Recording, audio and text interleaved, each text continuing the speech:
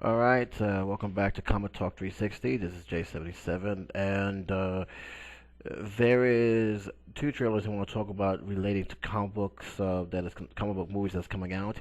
I'm going to start with the Spider-Man one first because this is something that a lot of people are now spreading around about the status of the Spider-Man movie, and pretty much, let's just get right straight to it. It's about Gwen Stacy, and whether she will be killed off in Amazing Spider-Man 2. Um, Needless to say, from what I've seen here, um, if you put a gun to my head and said, "Does Gwen Stacy live or dies in this sequel?" The answer is she dies. I think that that's something that I think they are planning, and one of the reasons is that they want to introduce Mary Jane at some point in the series. Keep in mind they actually have signed for another film.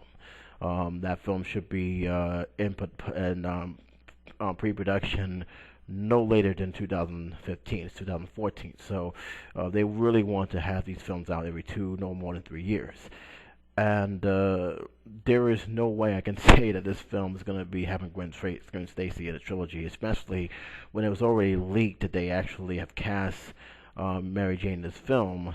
Now, granted, the original actor who was supposed to play Mary Jane got axed, but there's definitely the sign that Peter Parker is going to have a tragedy in this one. It's going to hit him very close to home, and this trailer, which is actually they're calling it Villains Unite, which is I'm worried by that, but just by that name alone, pretty much resembled almost the same story angle from Spider-Man 3, where he's getting cocky to the point where he's actually way too full of himself. And I actually will tell you this: actually liked how they portraying Electro in this one. I really am. I think that Jamie Foxx is going to do a good job in this film. He's going to do a great service, and from the trailer that I'm seeing, it's very evident that he's not happy that Spider-Man forgot him. He really did. Okay, and that was pretty much evidence from that. And that didn't make him any happier. And that's pretty much questions who he really is. Is he a really hero that the people want to see, or is he because he came an obnoxious prick? And that's a very good question because let's be honest, there are times that Spider-Man can be obnoxious at times, and I think that's one of the things that Tobey Maguire did very well. Went a little overboard with 3. There's definitely no question about that, but there was a lot of things that they have done right in terms of Spider-Man personality, and it looks like they're going to do it with this movie as well. Now, my question is, how will this end? Will this be a setup towards the next film? Will we have closure with Peter Parker's family in terms of his mother and father and what really happened? But most importantly, how are they going to utilize all these villains? Now, I'm going to be very honest with you. I'm going to tell you right straight up. I think Electro is going to be the main focus of the film. I think the secondary villain will be the Green Goblin. And unfortunately, the throwaway villain, and I'm calling him a throwaway villain because you rarely see anything about this guy. You rarely see anything about this villain here, and that is Rhino. And it's kind of sad because Rhino is one of the primary villains that Spider-Man faces, but obviously he's going to be a throwaway villain. And to me, this is what my concern is. It's having way too many villains and don't know how to balance it out right.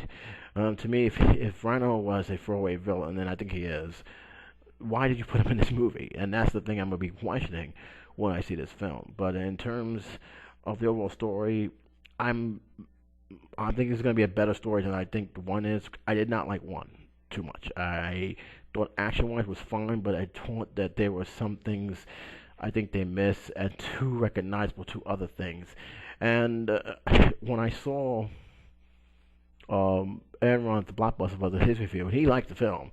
He pointed out a lot of things that I have noticed a lot. They took a lot from a lot of films. They even took a lot from even the original Spider-Man. So, to me, if they change it up and actually step up and make this to be the primary film that's going to really set the tone for the films, um, I wouldn't have a problem with that. I think it would be a welcoming. But I am concerned about the cast. I am concerned about these villains. I really am.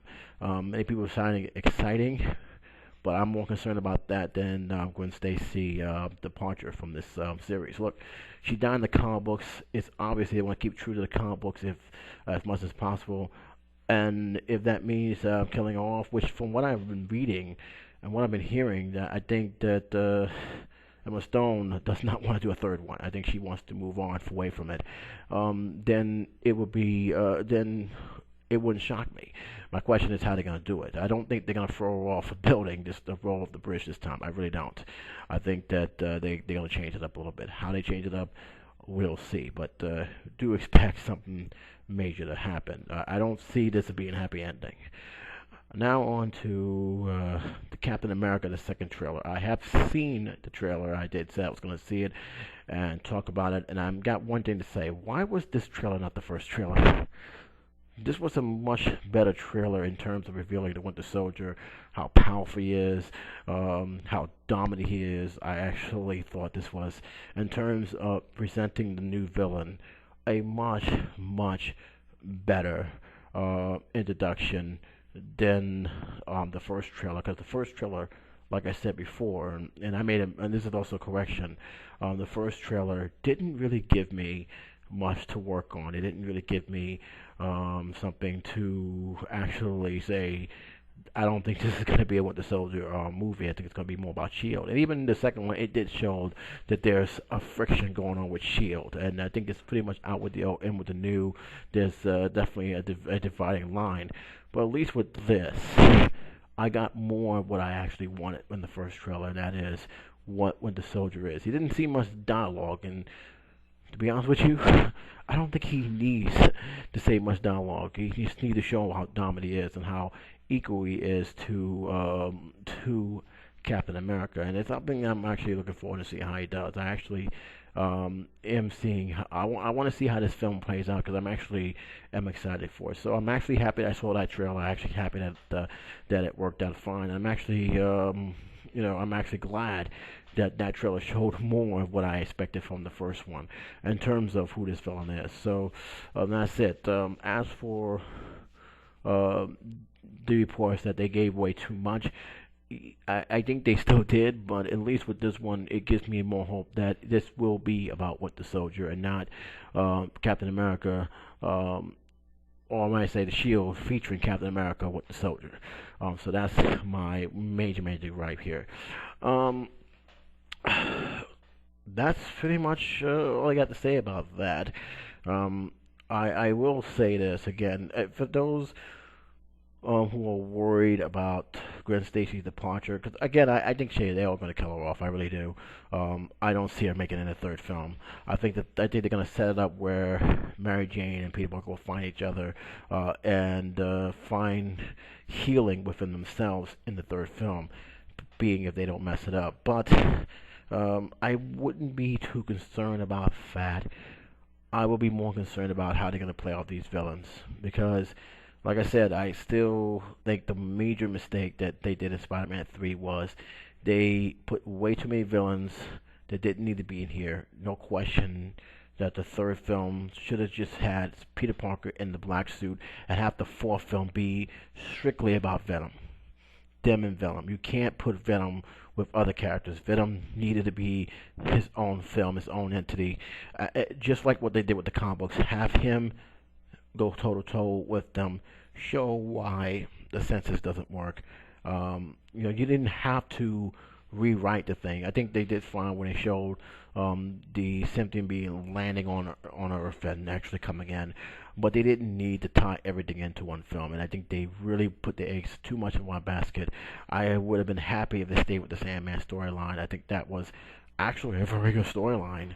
But again, it was overshadowed by having him, the new Goblin, and Venom pretty much trying to share the same screen, and what we had was a pretty much an unbalance when it came to that movie. But I still enjoyed it. I think to me, I liked it. It's not the strongest of the three, but I still liked it very, very much. So that's just me, okay?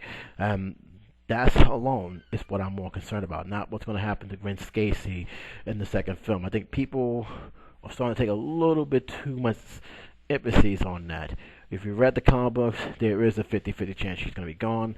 The question is, how would they treat the storyline in this film? That's it. That's all you care about. All right, guys. That's all I gotta say for now. I'd love to hear your comments below. Let me know. The Superman thing, I really do apologize for that. But like I said, the financial thing got my system moving. I had to hold that all again. But don't worry, it's coming. But for now, I'm doing this comic book review more frequently. Look for other stuff to come, including news involving comic book world that's other than the movies that and the trailers that's coming out. But until then, J77, take care, be safe, talk to you soon.